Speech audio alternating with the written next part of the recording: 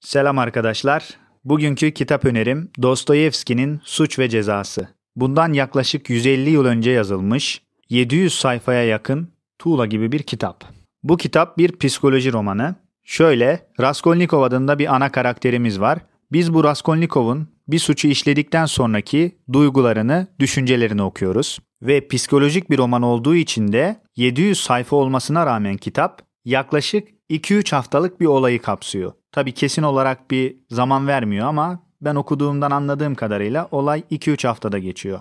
O da şu yüzden, örneğin 2 dakikalık bir sohbet geçiyor iki kişinin arasında ama biz onun o sıradaki duygularını, düşüncelerini, karşıdaki bir şey dediği zaman onun aslında ne demek istediğini düşünürken ki ruh halini okuduğumuz için o 2 dakikalık sohbeti biz atıyorum 10 sayfada okuyoruz veya 15 sayfada okuyoruz. O yüzden biraz uzun sürüyor. Dostoyevski'nin o psikolojiyi yansıtması çok başarılı. Okurken şunu diyorsunuz: ben böyle bir suç işlesem aynı bu şekilde düşünürdüm. Bunları hissederdim. O duyguyu verebiliyor size. Hatta doğruluğu kesin olmamakla birlikte şöyle bir şey olduğu da söyleniyor. Dostoyevski bu kitabı yayınladıktan sonra o dönemin savcısı Dostoyevski'yi ifadeye çağırıyor. Diyor ki sen bu kitabı nasıl yazdın? Bu suçu işlememiş bir insan bu psikolojiyi aktaramaz bu şekilde. Senin diyor geçmişinde böyle bir suç mu var? Sen böyle bir suç mu işledin daha önce diyor. Ama tabii bu ne kadar doğru bilemiyoruz. Bu da aslında şunu düşündürtüyor. İnsan her zaman insan kalacak. Dünya ne kadar değişirse, teknoloji ne kadar gelişirse gelişsin, insan insan kalacak. Ne demek istiyorum? Şöyle. Dünyaya baktığımız zaman her 10 yılda bir bile dünya ne kadar çok değişiyor. Atıyorum bundan 10 yıl önce Instagram yoktu, akıllı telefonların bu kadar özelliği yoktu. Dünya çok daha farklı bir yerdi. Bundan 20 yıl önceye baktığımızda çok çok daha farklı bir yerdi. Yani bizim şu an yaptıklarımız 20 yıl önce söylense bize hayal gibi gelirdi. Yani böyle bir şey olamaz derdik. Ama insani boyutuna baktığımız zaman 150 yıl önce bir insan bir suçu işlediğinde nasıl hissederse, ne gibi duygulara sahip olursa 150 yıl sonra da bir insan o suçu işlediğinde hemen hemen aynı duygulara, aynı düşüncelere, aynı hislere sahip oluyor.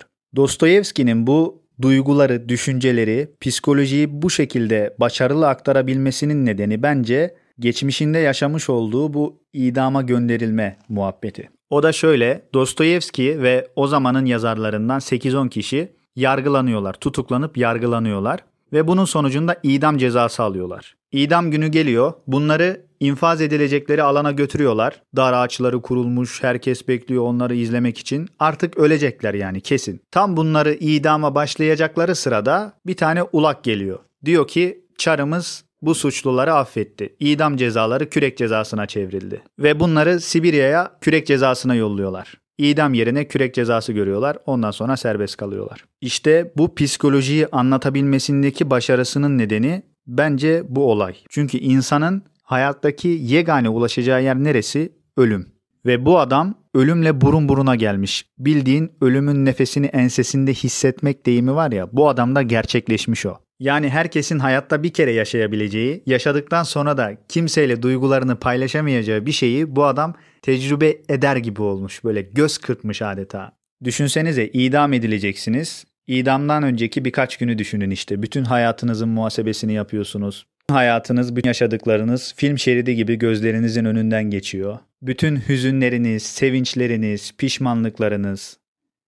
Aslında o zaman anlıyorsunuz hayatta ne değerliydi, ne değersizdi, neye boşuna takıldın, neye boşuna sevindin. Hepsini o zaman böyle ruhani, ilahi bir güç diyelim, o şekilde anlıyorsunuz. Çünkü yolun sonuna gelmişsiniz artık. Her şeyin değerini daha iyi görüyorsunuz. Ondan sonra idam cezanız affolunuluyor, başka bir cezaya çevriliyor ve yaşamaya devam ediyorsunuz. Ve o ikinci hayatınızda idam zamanındaki düşüncelerinizle birlikte adeta bir 6. hissiniz oluyor. Ve böylece bu kadar başarılı bir şekilde psikolojik tahlillerde bulunabiliyorsunuz. Bence bunun nedeni bu. Tekrar kitaba dönersek 700 sayfaya yakın olması başta biraz göz korkutuyor. Ama başlayabilirseniz başladıktan sonra devamı geliyor zaten. Akıcı bir kitap. Kitabı okurken açıkçası iki şey beni biraz zorladı. İlki, kitabın kalınlığından dolayı yaklaşık 1,5 ayda falan bitirdim kitabı.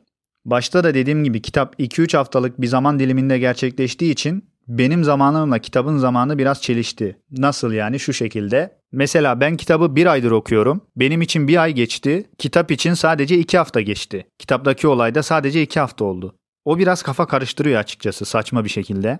İkinci küçük zorlukta karakterlerin isimleri. Ruslarda bir kişinin 2-3 tane ismi olduğu için kitapta da bir kişinin ismi farklı yerlerde farklı şekillerde kullanılıyor. Örneğin Raskolnikov için bir yerde Raskolnikov diyor. Başka bir yerde Rodya diyor. Başka bir yerde Rodion diyor. Bu gibi şeyler de kafa karıştırabiliyor biraz. Ama bunlar tabii ki kitapta ilerledikçe çözülecek, yerine oturacak şeyler. Okumaya kesinlikle engel değil. Yani kısacası Dostoyevski'nin bu güzide eseri Suç ve Ceza'yı okumanızı öneriyorum.